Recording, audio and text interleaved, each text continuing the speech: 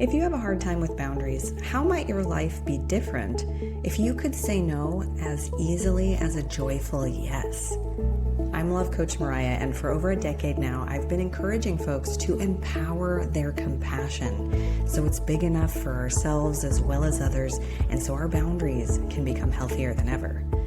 You're listening to Empower Your Compassion, and on this show, we'll be unlocking transformative insights to help you reconnect to your true yes, so you can say no from that more expansive energy and get more of what you want in your relationships and your life without sacrificing your compassion. Are you ready for more love? Let's grow. Hello, gorgeous. Thanks for tuning in. Today, I'm delighted to welcome back to the show for a third time my dear friend Alina. She is also a former client of mine and fellow recovering people pleaser, and we just love geeking out together on healing into boundaries. So let's get into it. Thank you so much for coming back to my show, Alina. I'm so happy to be here. It's always a pleasure to talk to you. I love our conversations. And this time we have already sort of had a little pregame discussion, and we want to talk a little bit about how, our culture has thoroughly normalized enmeshed codependence and how that really distorts any sort of concept of boundaries, and how a lot of the messaging out there tells people that boundaries are something you do, but really that's just like the tip of the iceberg. And there's all of this healing that needs to happen beneath the surface so that you actually like become a boundaried person. Yeah. And that sort of like superficiality, that focus on the doing and just changing what you do is great for like improving your skills or developing healthier habits or whatnot. But like boundaries is something that, as you've said before, is really an inside job. And it's something that has to come through like the healing work that you're doing, especially healing from growing up in codependent environments. And Totally. I know that you were reading, tell me again the name of the book. It's called Codependent No More by Melody Beattie. Awesome. And I was curious because I know that you've been going to a 12-step program for these specific issues. And I've heard that there's a Codependence Anonymous, but I think you mentioned to me that in that book that you were really resonating with, she did recommend a 12-step program, but she mentioned Al-Anon, which is Friends and Families of Alcoholics. got it. And so just based on that, like name recognition recommendation, you decided to go check out that one. And I think you said you had a really great first meeting there. And so you've just stuck with that one because really it's all kind of the same at the end of it. It does. I mean, I think that people who identify as Al-Anons will also identify as codependents. And vice versa in a lot of cases, probably. And probably vice versa in a lot of cases. Yeah, absolutely. Yeah. Mm. But that was the one that really worked for me. I did explore some other programs. The one that I had mentioned was CODA, which is the Codependence Anonymous, and then the ACA, which is Adult Children of Alcoholics and Dysfunctional Families. Also, both really great programs. But for me, Al-Anon just really resonated. And we talk about a lot of different things. It's not just our relationships to the alcoholics, but really how we've developed coping strategies around it. And a lot of those coping strategies are like codependent and enmeshed trauma response strategies. So Mhm. very parallel. Mhm. Yeah. And would you, so, they talk about fight, flight, freeze, or fawn. Mhm. And I think it's safe to say that fawning and people pleasing is pretty synonymous. Would you say that you notice many of the other ones too? I personally, I had this conversation earlier today. I feel like you can have multiple responses going simultaneously. Like Sure. I find it's really easy for me to like kind of flip-flop between. It's just like Hmm. because it's not really a conscious response, right? It's like a Yeah. survival tactic that Yeah. kicks in and then maybe I'm like trying to figure out like how best to be and protect myself in the situation. There's also the element here of awareness. And once you embark on this like journey of personal development and you start building a lot of self-awareness, Mhm. you start seeing the things. Yeah, the awareness piece is key, and the awareness piece is kind of like a muscle what I found for myself is with a lot of these patterns, once I see the pattern really crystal clear, I cannot unsee it. I cannot unsee it. And I'm like, oh, yeah, right. Oh, I'm going into that habituated mental pattern of responding in this way. Hmm. And then it becomes just lengthening that pause so that I can respond versus just react to Hmm. what's happening around me. Because I think I've spent a lot of my life just going straight into a reaction mode. Hmm. So, yeah. I think the other thing that helps too with that on that journey of awareness, it builds sort of chronologically. Like at first you notice it way after the Right, thing, right? And then you start to notice it like right after, and then you can notice it while it's happening, but right. the chemical cascade has already happened. Like you're Yep. already on the off ramp and you're like, well, Oh, I guess we yeah. just have to take this detour now. And that's the Yep. worst part.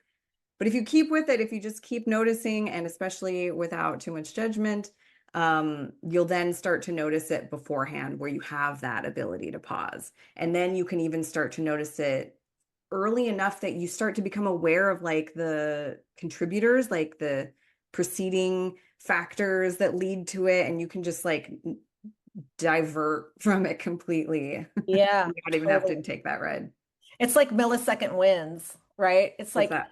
I am each time that I gain like a millisecond, instead of like 2 hours later, I'm reflecting on what just went down and I'm Right. like, oh my God, why did I respond that way? Or I completely car crash this whole situation, right? And like right now I'm like focusing on progress, not perfection. So like if I gain like 1 second, so the next time it's 1 hour, 59 minutes and 59 seconds. Like I Right. will take that. I will Yeah. take that. It's Good. been 50 years of habituated patterning. Yeah. And being So able to catch yourself in it is everything. And, just a little shout out to anyone else on that personal development journey. If you're in that phase where you're watching yourself like a train wreck, doing your old patterns again, please, please try not to beat yourself up too much. You will build that awareness and you will start to gain more control over it because you'll start to catch it sooner yeah, where you do have the control before, like I said, that chemical cascade has already like hijacked your brain. that's true. Yeah. Like personal compassion, self-compassion, Really, critical. really important. Yeah, Mhm. definitely.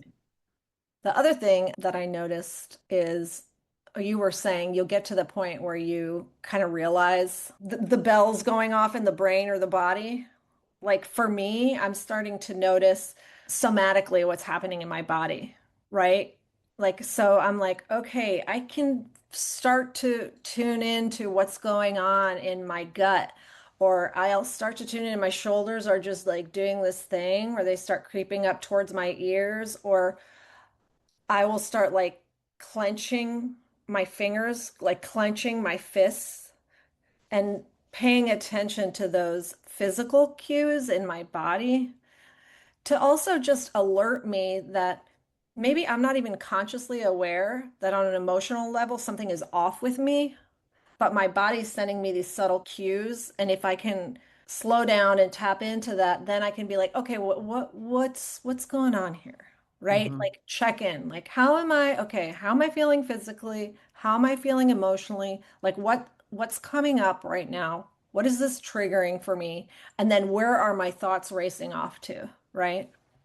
And honestly, I feel like that's the hardest part. And people have said that before. And I kind of want to clarify, like, it's not, it's not hard to do. It's hard to catch. It's like the thing that's challenging is getting like having that muscle to the point where you can catch yourself before, like I said, the chemicals will like hijack your brain. And when I say chemicals, I mean hormones like cortisol, etc. Yeah. Um, once your brain is hijacked, it's so hard to be able to have like keep the steering wheel, like to have that conscious control over Hmm. what your mind and body is doing. And even like that even includes being able to notice and do a check-in and like pull yourself out of that like drama ride. Hmm.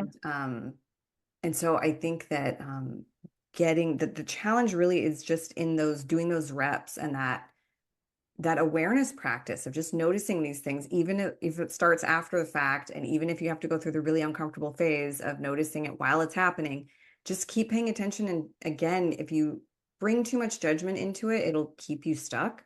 So the Mhm. more you can just kind of notice it almost like a scientist and just be like, oh, this thing is Right. happening, then that's how you get to the other side where you start to be able to have enough control to be like, this thing is happening and I'm aware of it. And I can Mhm. question it and I can check in with myself. Because I think that's what really the challenge is persisting in building that awareness through the really uncomfortable phase of watching yourself self-sabotage. And you just have to, it's the non-judgment that'll get you through it. You keep paying attention and you keep having compassion for yourself, and then you'll start to have more control over what you do. Yeah. I think the other thing that was really hard for me that I noticed, and it is not unique to me at all, was just this ability to feel safe enough to Mm, experience my emotions and to really trust that if I have a big, intense feeling come up, I'm not going to die. Truly. And part of that is just like a survival mechanism where it didn't feel necessarily safe when I was growing up to express myself emotionally. So one of the ways of coping with that was just to like shut down or stuff those feelings or disassociate. Some people talk about disassociation as like a trauma response. mhm, But for me, in terms of that whole process, even backing it up further to mhm, like, what am I actually feeling here emotionally? But even before that is like, it's safe to mm, feel. mhm, And one of the things I love about going to, my Al-Anon group is there is such a sense of safety mhm, and co-regulation of people's nervous systems in that particular room, mhm, right? Like because of the anonymity and just because of the way the whole thing is structured, it's a safe place to talk about emotions. It's not something that I could say that in my day-to-day life outside of those rooms that I get to practice, mhm. right? In a place where I really truly feel safe and held. So just getting the reps in there is huge for me. And that does tie into boundaries from the perspective of like knowing how I'm feeling on the inside informs me as to whether or not some internal boundary of mine that maybe I wasn't even conscious of was crossed. And typically I'm the one crossing my own internal boundaries, by the way. Like 90% of the time, Mhm, I'm crossing that own internal boundary because I'm ignoring those cues. I'm ignoring the somatic cues. I'm ignoring the emotional cues. And then I'm just like, oh, this is me talking to myself. Oh, it's not that big a deal, right? And I've ignored the cue. They're quiet, so I have to listen. And then I mhm, go on and do the thing, and then invariably I either, I get resentful or I get pissed off or I squirt out sideways like emotionally. It's not pretty. You know what mhm, I mean? mhm, So that's that like containment piece of like, okay, what was my internal boundary that I personally just like steamrolled right by, yeah. right? Before I'm even able to articulate it to somebody else out there in the real world, what my boundaries are. And before I'm even able to like honor those external boundaries, I have to like dial it way back and figure out what's my internal boundary for me to keep me safe, to keep me Mhm, contained. And am I honoring it for myself? I mhm. can't bypass it. I've tried, trust me, I've tried. I tried to be like, okay, this is my boundary, right? And then, to other people and kind of foist that responsibility off to someone else, but it's not their responsibility. And half the time, you know, people are not even aware. They're not even aware that there was a boundary because I never said anything. Like I never made the words physically come out of my mouth. And that's the crazy part. So, anyways, for what that's worth. It's worth a lot. hmm I think, yeah, there's a lot to unpack there too. I've said before, and I will say again, and it's why the very first step of the Gates method is ground in your body and your values. Yeah. And I think that there's so many points of value to getting in your body, like reconnecting to your body. Like we had that connection when we were little, and through largely a lot of dissociation, whether it's like a coping strategy for a dysfunctional family or just, there's a lot of influence that we receive from society that sort of encourages different types of dissociation. And a lot of that actually has to do with this like overemphasis on the mental and the cognitive. And so we very quickly just through the maturation process in our culture, we just move on up into the head and camp up and get completely disconnected from the neck down. There's not a lot of like language and discourse and incentive and reinforcement and safety for being in your body and talking about your feelings and connect all of that stuff. There's so much reinforcement for disassociating, not just like mentally, which is a thing, but especially checking out of our bodies. And so getting back into our bodies is helpful in so many ways. I mean, the mind is a great tool, but the body has a lot of wisdom and insights too. And it Hmm. speaks a totally different language, to your point, like a much more subtle, quiet language as well. So we have to like learn how to hear it and receive it and interpret it. And that takes a lot of practice and trial and error. And this is how we can kind of reconnect to our intuition. And I used to feel like, people would say, listen to your head, listen to your heart, listen to your gut. And I'm like, I got a lot of voices. I don't know what's what. Which one? Yeah, I don't know how to tell what these things are. So, um, much later in life, I finally did kind of learn how to get into my body. And I don't have a direct answer for anyone. I think it was a kind of a multi-ingredient recipe over a few different years. But just, if you're motivated, you'll find your way there. For me, it was I think one of the biggest things was like developing a chakra meditation that really helped a lot. But there's no one right way for sure. Yeah. All this to say that I think one of the biggest benefits, especially as it pertains to boundaries with becoming embodied, is that it helps you discern the difference between safe and unsafe discomfort. Mm-hmm.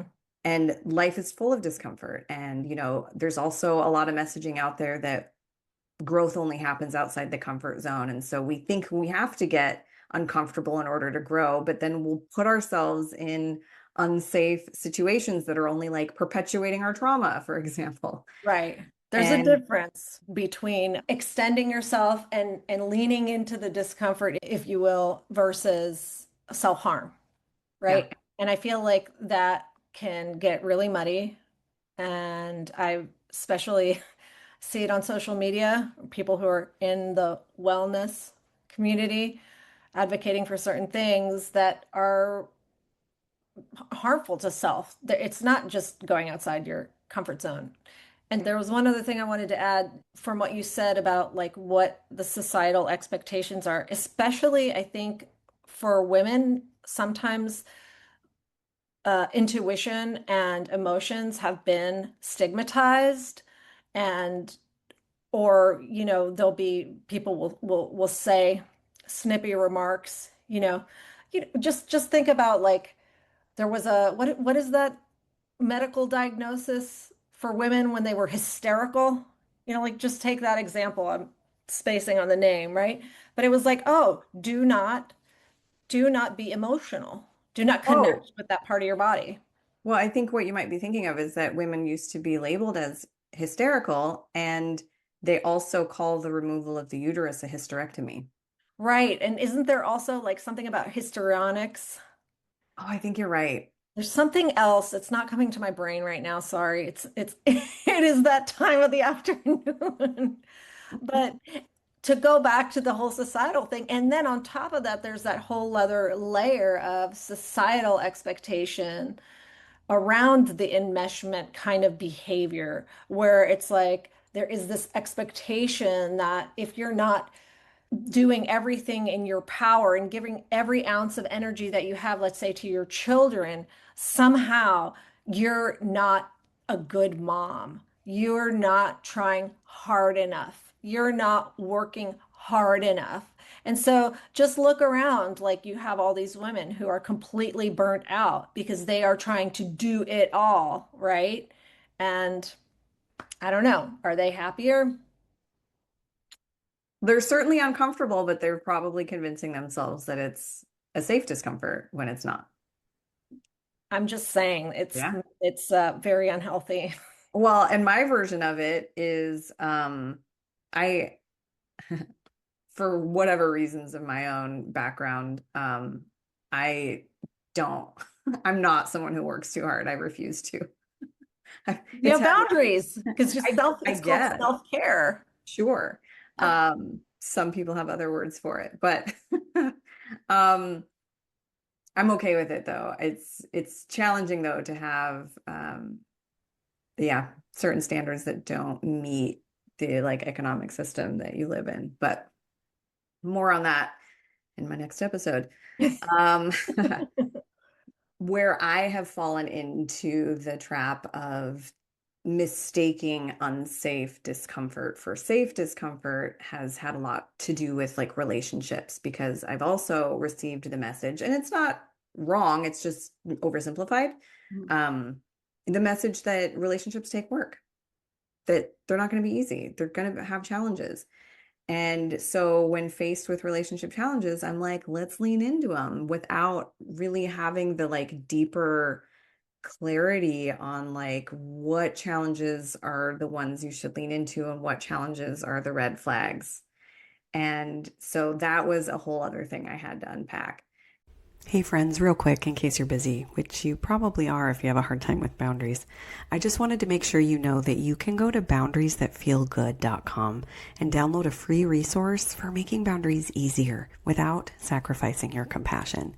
Again, that's boundariesthatfeelgood.com. Okay, let's get back to the show.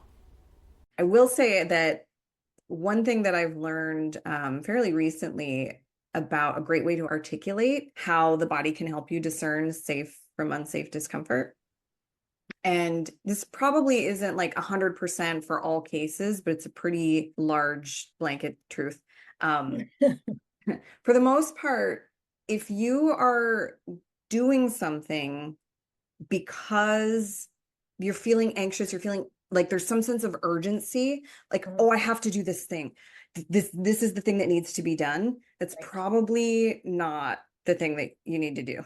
Right. Um, Urgency is such a is a giveaway. Great. And I call that an internal red flag. Yeah. It's like you're something it's not a red flag that there's something wrong with you. It's just that it's a alarm that's coming from within that tells you that the situation is a red flag.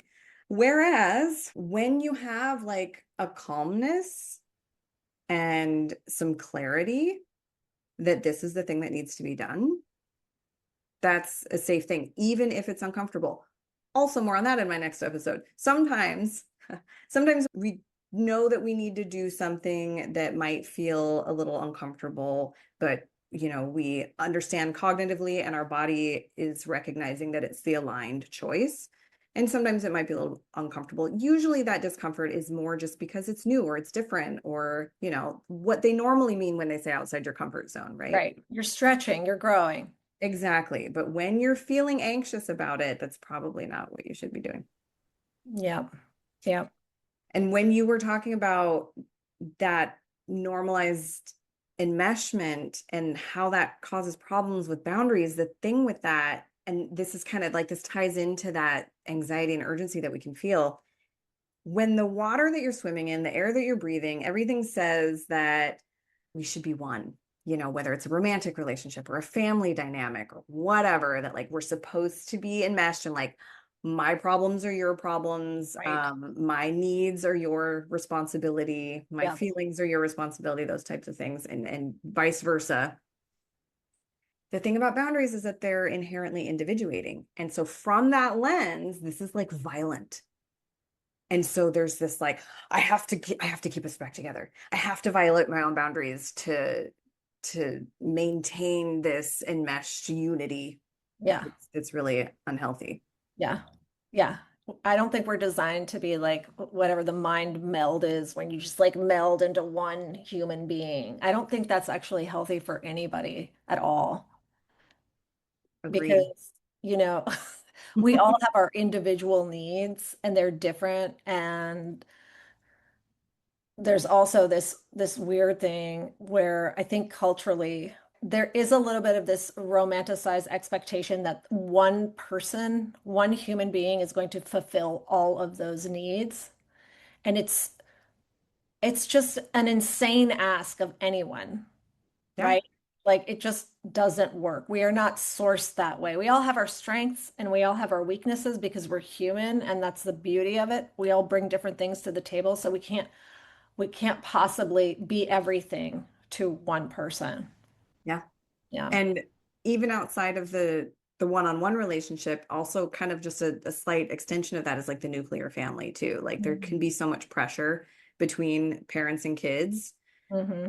When you have that nuclear family, the problem I think where a lot of this, I think two things that have really fed this, and they're kind of related, but like the advent of romanticism, like capital R, is Yeah. relatively new in human history, and also the advent of the nuclear family is relatively new. And prior to that, for most of like these bodies, brains, physiologies, evolutionary makeup, we've lived in like tribes or villages or, extended family, actual true communities Mm-hmm. where you have, they say it takes a village. Like it takes a village not just to raise a person, it takes a village to like do a lot of things effectively. Yeah. And be a healthy human is part of that. And so, yeah, to your point, when we try and like get the needs of a whole village from like one person or two or three people, like it's just, I think it's inherently dysfunctional Yeah. It is dysfunctional. and it And creates dysfunction. right. And to try to attempt to be that for someone else Not too. just expect it from them, but to be it for them. Mhm. Yeah. Watch out. Because there's some lack of boundaries happening I there. need a red flag. I like want to wave the red flag. I know there's like a little alarm bell just like goes off in the back of my mind. Yep. And that's a big thing that we do as people pleasers is we take on responsibility for other people's shit that's not ours.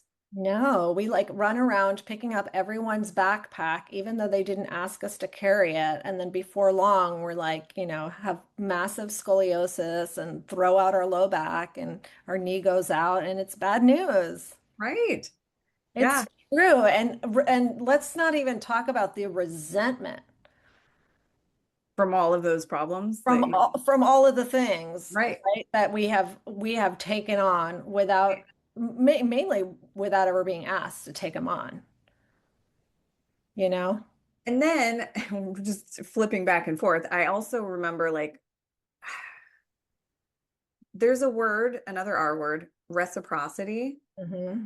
that on its own is fine. And I don't think most people, probably, I'm sure I'm not the only one, but I don't think most people have the same baggage as I do. But my dad used to use that word as like, you owe me because I've done all these things for you. I'm like, I didn't ask you to do any of those Right, things. And you want to try and like call in on them now? right, Like, bro. right.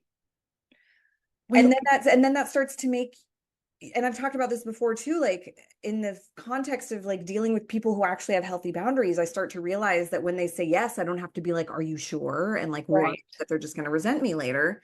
And so like things like what my dad did made it, and he's a lovely human for the most part, we all have our flaws, not trying to disparage the man, but growing up with that, receiving that, then you start to like doubt the generosity isn't quite the right word, but like anything that people do for you, you're like, are there strings attached? Well, and for me, it was like I would doubt the validity of other people's boundaries, right? I wouldn't trust that they really meant it if they said, for example, no problem, yeah, you can call me anytime. Like I would be like, yeah, but I'm not so sure. And then I would try to manage their boundary for them because I couldn't like trust that, you know what, they're a grown up and I just have to trust that they can set a boundary with me if they're not uncomfortable with that. I don't have to like auto accommodate. I don't have to run around like feeling bad or about myself or that I'm inconveniencing this person. If they said yes to me, I can just trust that. And if they need to change their mind, it's not on me to do it for them. It's not my responsibility. Yes, and Yes. also like I also get it. Like we live in a world where most people aren't fluent in boundary in their own, in other. That's true. And so for them, like it's not necessarily unwise to worry a little. I would say though that it's like it's delicate because on the one hand, it's not healthy for us to start managing other people's boundaries for them. Yeah. But I think that it is reasonable to like earn, like let people like build trust over time.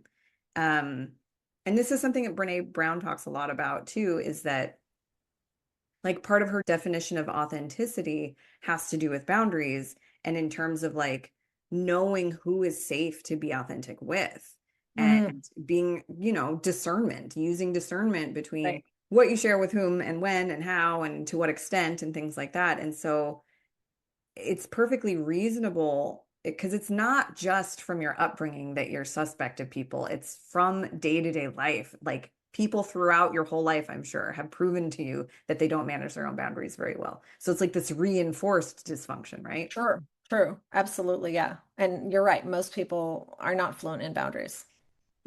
And they will overgive real happily. Yeah. And it's not fun to then be the recipient of their resentment later, No, right? it's not. And so of course we want to protect ourselves against that. Yeah, But it's true. It's a little bit of both. yeah. And I think the trick there is using discernment without going so far as managing other people's boundaries for them, Yeah. right? Oh my God. There's this thing we talk about in my 12-step group a lot called the hula hoop. Like we all have like a metaphorical hula hoop around us. Okay. Whatever that is, like 3, 4, 5 feet of space. Hmm. Everything that is inside that, meaning me, my body, my actions, my attitudes, my behaviors, that's my responsibility. Just that. Everything outside of that hula hoop is not my responsibility. It may be in my circle of concern, but it's certainly not in my circle of control. And that was super useful to me when thinking about boundaries for myself and also when going into that place of like managing other people's boundaries. It's like, oh, no, no, no, no. That is not inside my hula hoop. It is not my behavior. Like I'm responsible for me, but I'm not responsible for that person. That's their business, Yeah. right? I like that distinction also of the difference between your circle of control and your circle of concern. I love that. Yeah. And it's like I like it too because it gives like a buffer. Because a lot of times people will talk about, what's in or out of your circle of control. And it can be kind of black and white in the sense that, like, oh, that's not, if it's not in your circle of control, it's not of your concern. And it's like, no, you can still have concerns, but just Sure. understand that it's two. You got those two circles. Well, I think another place where this distinction can come in really handy as well is the difference between responsibility and accountability. And it's Mm, really nuanced, but the best way I can describe it is that if you break down responsibility, like mm, I can't ability for you, right? right. So it's how we respond to things, which is basically like we are each responsible for ourselves and accountable to each other, is what I say. So what we're Yes. responsible for really is our choices, our outcomes, and our emotional experiences. Hmm. And that means that those are ours to deal with. Like we Right. we are the only one that can make the choice. We're the ones who have to deal with the outcomes of our choices, and we're the only ones that can manage our emotional experiences. Hmm.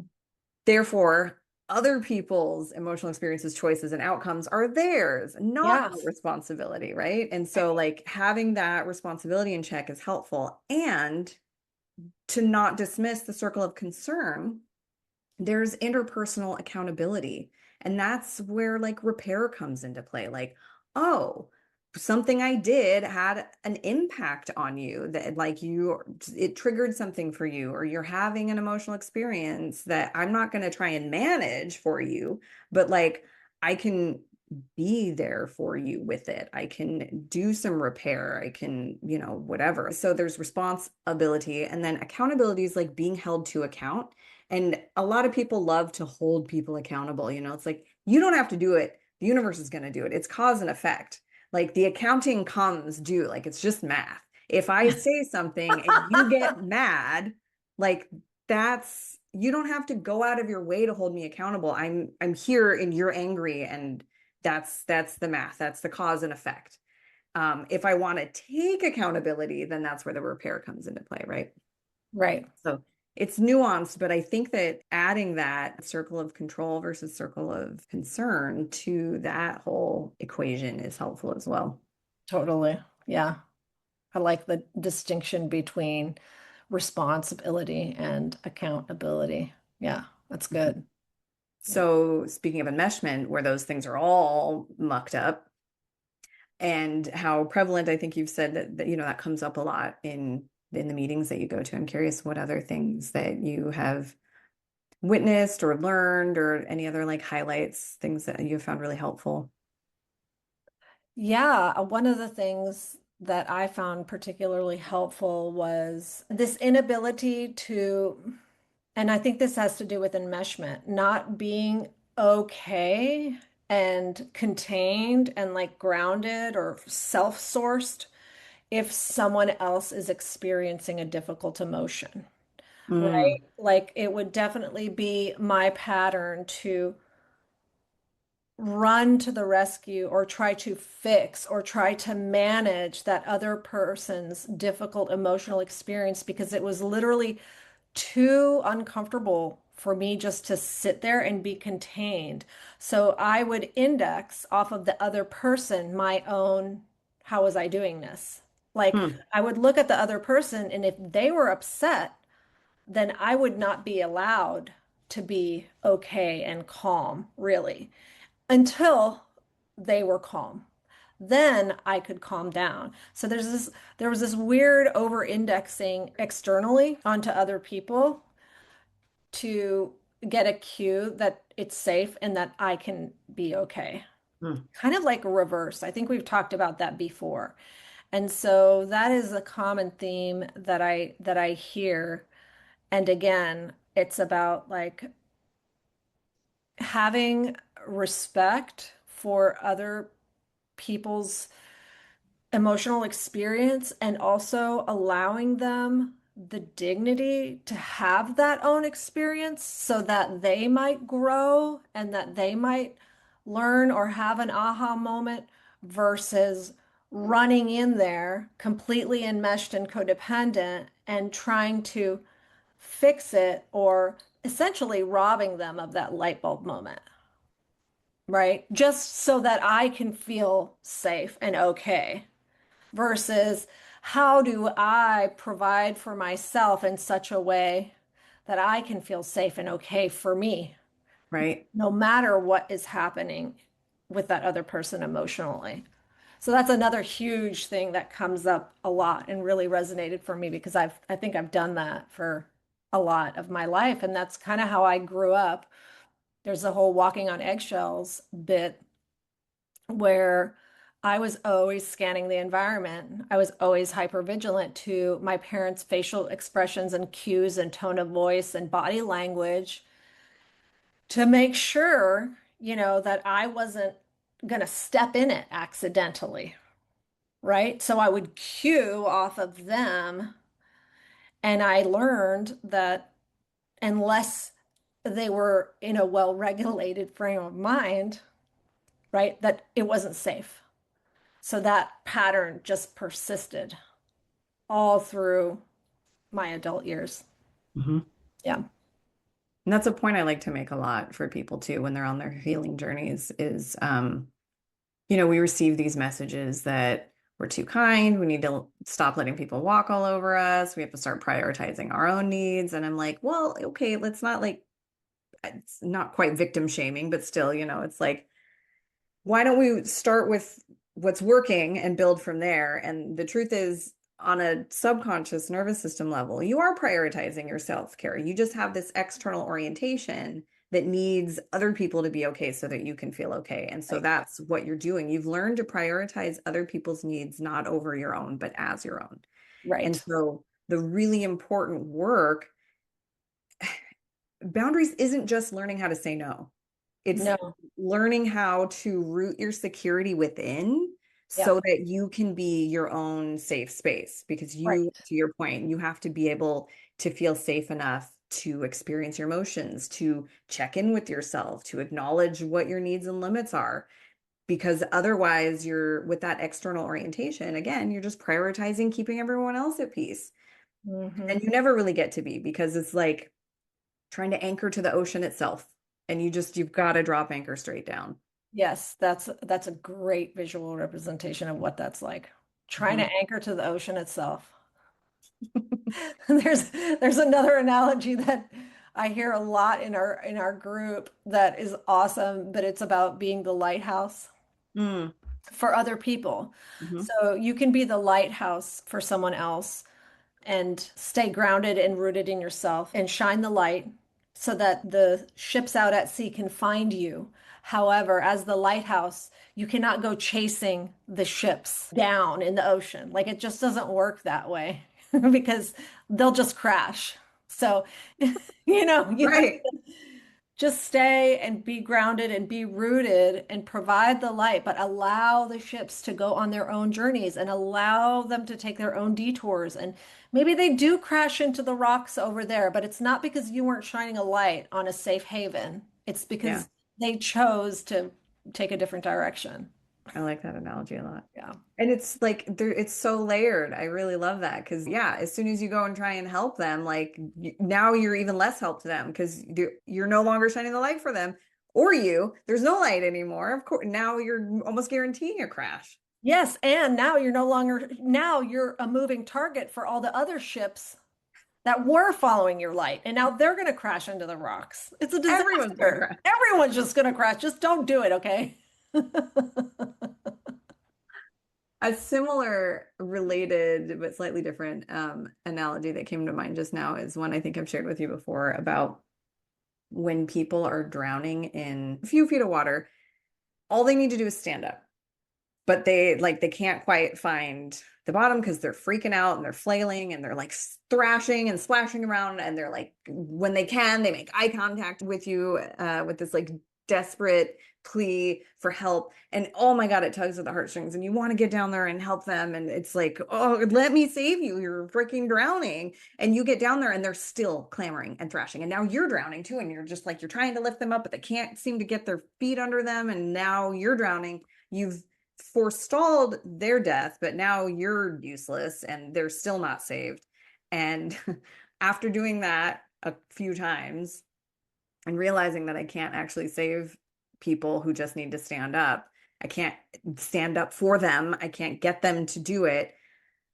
What I can do is stand there and like extend my hand, and I can say, grab my hand and I will pull you up, but I'm not going to get down there with you because then we'll both be stuck. So Yep. I'll hold my hand out and you can just stand up. Yeah. But that's as far as I'm gonna go. Yeah, you're like the lighthouse. Yeah. Yeah. But I would say the slight difference in that analogy though is it's just for me, it connects so much to when I do have people come to me with that sense of desperation, the desire to fall into the savior role, is so strong. It's almost automatic to jump in there and save them. And one thing that really helped me was another teacher of mine helped me see how disrespectful it is to like their divine sovereignty. Like they're on this journey, kind of to your point too, with the boats, like maybe they're heading for the rocks, but you've just got to stay put and trust their journey, and realizing that when we're all really powerful beings, and sometimes any one of us can forget that about Yeah. ourselves.